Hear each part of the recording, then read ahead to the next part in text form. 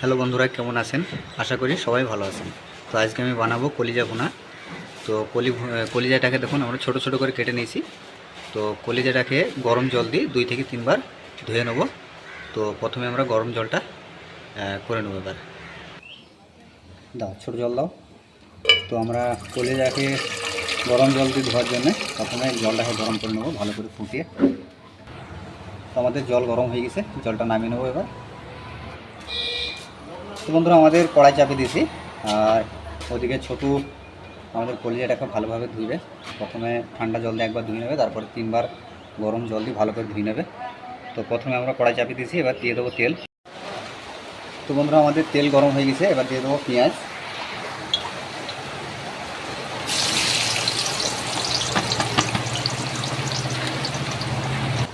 তো আমাদের প্রথমে দিয়ে দেবো 3 পিস এলাচ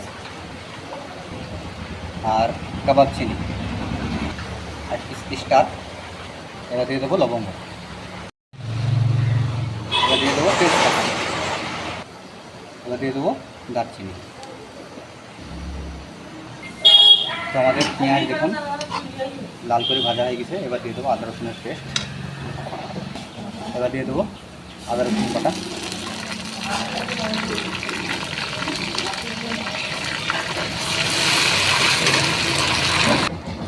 এবার দিয়ে দেবো লবণ, এবার দিয়ে দেবো হলুদ,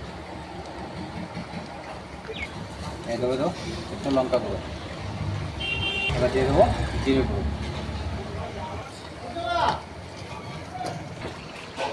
এবার দিয়ে দেবো কলিজা।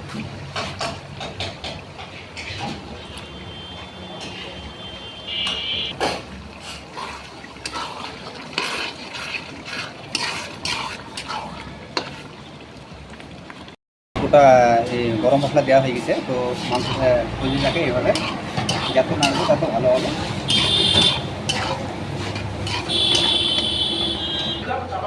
তো বন্ধুরা, আমাদের কলিজা ভুনা হয়ে গেছে। তো আমাদের রেকর্ডিং মধ্যেখানে বন্ধ হয়ে গেছিলো, রেকর্ডিং হয়নি। তো কলিজা যখন রান্না করবেন, ভুনা করবেন, গ্যাস কিন্তু আস্তে দিয়ে এইভাবে সকল সময় লাগতে হবে। তো রান্না আমাদের কমপ্লিট। তো ভিডিওটা এখান থেকে শেষ করছি। ভিডিও যদি ভালো লাগে তো লাইক, শেয়ার, কমেন্ট আর সাবস্ক্রাইব করে দেবেন।